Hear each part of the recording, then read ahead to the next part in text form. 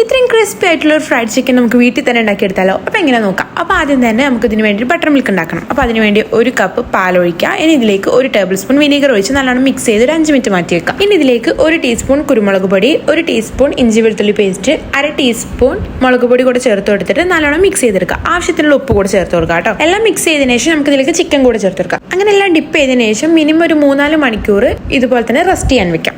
അങ്ങനെ ഒരു ഏകദേശം 3-4 മണിക്കൂർ ആകുമ്പോഴത്തേനും ഒരു ബൗൾ എടുക്കുക. ഇതിലേക്ക് 1/2 കപ്പ് മൈദ, 1/4 കപ്പ് കോൺഫ്ലോർ, 1 ടീസ്പൂൺ കുരുമുളക് പൊടി, 1/4 ടീസ്പൂൺ മുളക് പൊടി, ഒരു 2 അല്ലി വെളുത്തുള്ളി ചതച്ചത് കൂടെ ചേർത്ത് കൊടുത്തിട്ട് നല്ലോണം മിക്സ് ചെയ്തെടുക്കാം. ഇനി ഇതിലേക്ക് ഒരു കോഴിമുട്ട കൂടെ പൊട്ടിച്ചൊഴിച്ചിട്ട് നല്ലോണം മിക്സ് ചെയ്തതിനു ശേഷം തണുത്ത വെള്ളം കൂടെ ഒഴിച്ച് നല്ല ലൂസ് കൺസിസ്റ്റൻസിയിൽ ആക്കിയെടുക്കാം. ഈ ഡ്രൈ മിക്സ് ഉണ്ടാക്കാൻ വേണ്ടിയിട്ട് 1 കപ്പ് മൈദ, 1/4 കപ്പ് കോൺഫ്ലോർ, 1/2 ടീസ്പൂൺ കുരുമുളക് പൊടി, 1/4 ടീസ്പൂൺ മുളക് പൊടി, ആവശ്യത്തിനുള്ള ഉപ്പും കൂടി ചേർത്ത് കൊടുത്തിട്ട് നല്ലോണം മിക്സ് ചെയ്തെടുക്കാം. ഇനി ഓരോ ചിക്കനായിട്ട് വെറ്റ് ബാറ്ററിൽ ഒന്ന് ഡിപ്പ് ചെയ്തതിനു ശേഷം ഫ്ലോർ മിക്സിലിട്ടിട്ട് നല്ലോണം കോട്ട് ചെയ്തെടുക്കാം. കോട്ട് ചെയ്തതിനു ശേഷം വീഡിയോയിൽ കാണുന്ന പോലെ ഇതുപോലെ ഇളക്കി കൊടുക്കുകയാണെങ്കിൽ ഇതിന്റെ ടെക്സ്ചർ കറക്റ്റ് ആയിട്ട് വരും കേട്ടോ. ഇനി ലോ ടു മീഡിയം ഫ്ലെയിമിൽ ഇട്ടിട്ട് ഗോൾഡൻ ബ്രൗൺ ഷെയ്ഡ് ആവണ വരെ ഓരോന്ന് ഫ്രൈ ചെയ്തെടുക്കാം. അപ്പോൾ ഇതിൽ അത്രയേ ഉള്ളൂ. അടിപൊളി ഫ്രൈഡ് ചിക്കൻ റെഡി ആയിട്ടാണ്. കാണാൻ മാത്രമല്ല കഴിക്കാനും അടിപൊളി ടേസ്റ്റാണ്. ട്രൈ ചെയ്ത് നോക്കുക, ഫീഡ്ബാക്ക് അറിയിക്കുക. അപ്പോൾ അത്രയേ ഉള്ളൂ. Thank you.